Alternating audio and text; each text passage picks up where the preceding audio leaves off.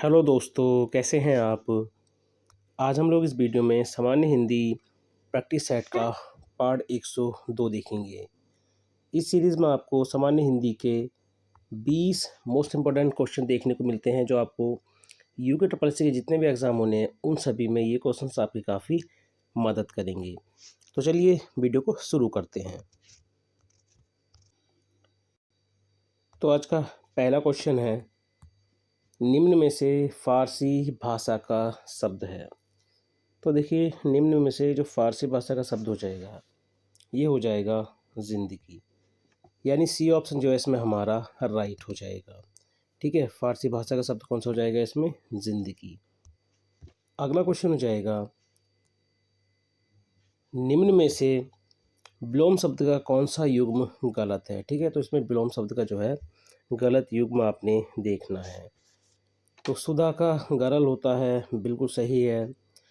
व्यर्थ का सार्थक होता है, बिल्कुल सही है। वृद्ध का तरुण होता है, बिल्कुल सही है। यानी ऑप्शन डी, इनमें से कोई नहीं, यानी ये सभी युग्म जो है सही हैं। अगला क्वेश्चन हो जाएगा, एक अर्थ वाले सहचर शब्दों के बीच किस ब्राह्म चिन्ह का प्रयोग किया जाता है?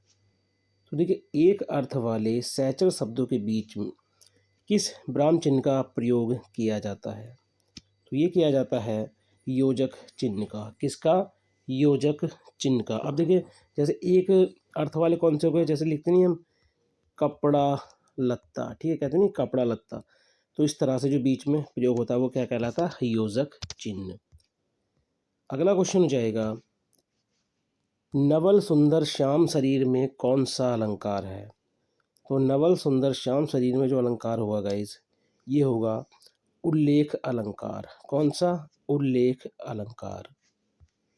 अगला क्वेश्चन हो जाएगा, पुनर्नवा उपन्यास किसका है?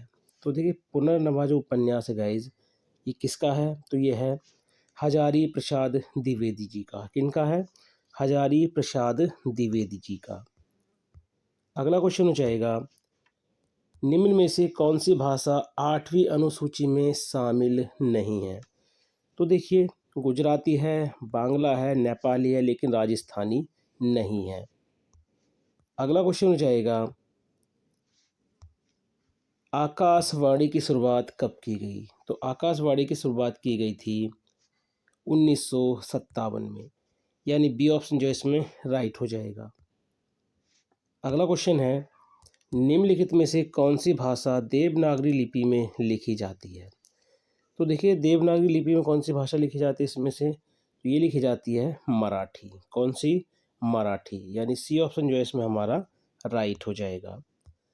अगला क्वेश्चन है, मूलतः स्वरों की संख्या कितनी होती है? तो देखिए, मूलतः जो स्वरों की संख्या होती है गाइस, वो कितनी होती है? 11। कितनी होती है? 11। मूलतः स्वरों की संख्या पूछ ले आपसे, या पूछ ले आपसे कि देवनागरी में स्वरों की संख्या कितनी होती है, तो दोनों का आंसर क्या हो जाएगा आपका? 11 हो जाएगा। अगला क्वेश्चन हो जाएगा,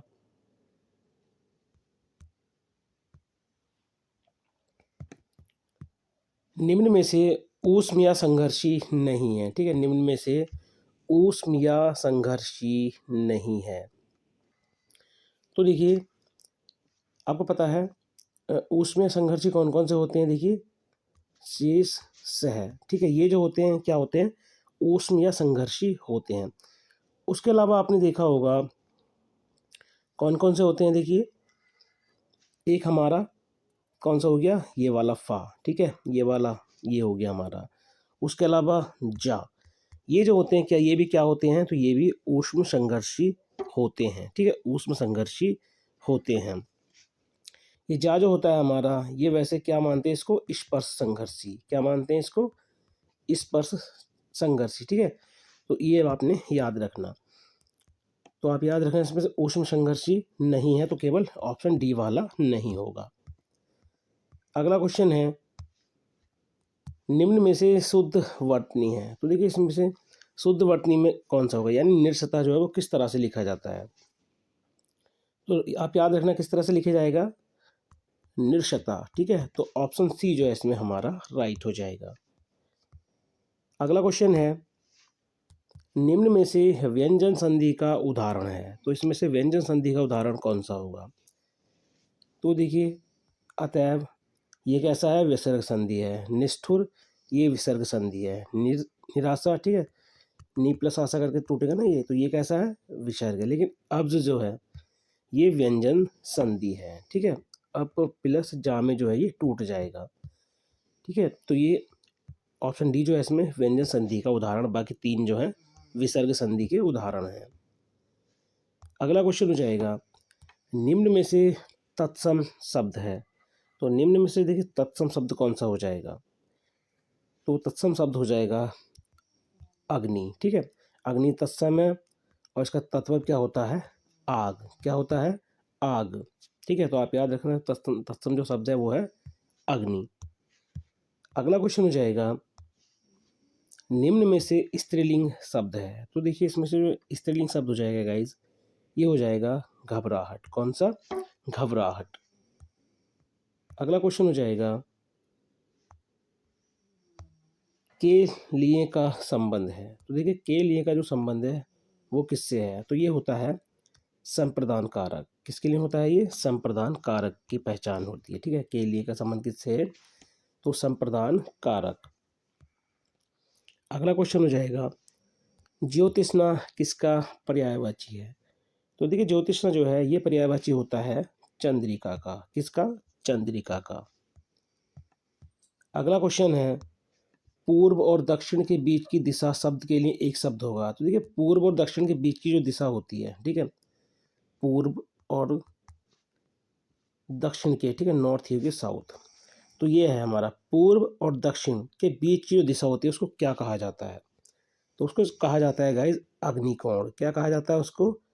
अग्निकोण कहा जाता है। वैसे ही पूर्व और उत्तर के बीच की दिशा जैसे ईशान होती है, ठीक है, वो भी आपने याद रखना है। अगला क्वेश्चन हो जाएगा, जितना कर्म अच्छा करोगे उतना ही जीवन सफल होगा, कैसा वाक्य है? तो देखिए इसमें जितना और क्या आ रहा है? उतना। ये किसकी पहचान होती है? तो मिश्र वाक्य की जो है ये पहचान होती है।